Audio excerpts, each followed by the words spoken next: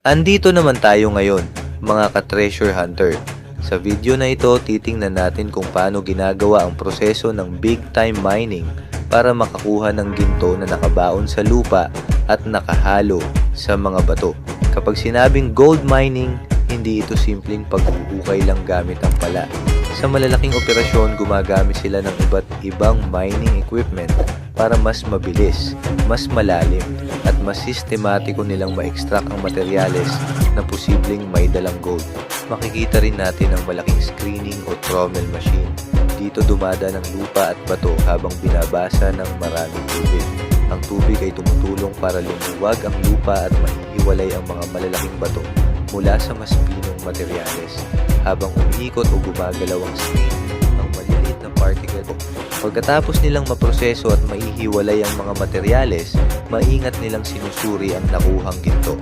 Dito, ginagawa nila ang double checking upang matiyak na wala ng ibang maliliit na bato, buhangin, o iba pang materyales na nakahalo sa mga gold nuggets. Mahalaga ang hakbang na ito para mas maging malinis ang ginto bago ito dumaan sa susunod na proseso. Kapag nakumpirma nilang maayos na ang pagkakahiwalay, inihahanda na nila ang mga gold nuggets para sa pagtutunaw. Makikita rin na iba-iba ang hugis at laki ng mga piraso ng ginto. Depende sa kung paano ito nakuha mula sa lupa at bato. Sa proseso ng pagtutunaw, ilalagay ang ginto sa isang lalagyan na kayang makatiis sa napakataas na temperatura. Unti-unti itong pinapainit hanggang maging tunaw at maging isang malapot na likidong metal. Kailangang maging maingat sa prosesong ito dahil napakataas ng temperatura at nangangailangan ito ng tamang kagamitan at safety protection. Kapag tuluyan ng natunaw ang ginto, maaari na itong ibuhos sa isang lumahan o mold.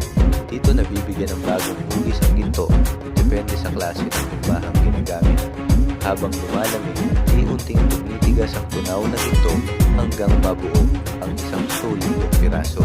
Sa kabuuan, mula sa paghihiwalay ng ginto, double checking, pagtutunaw, hanggang sa paghuhulma, bawat hakbang ay mahalaga upang maproseso ng maayos ang nakuhang ginto.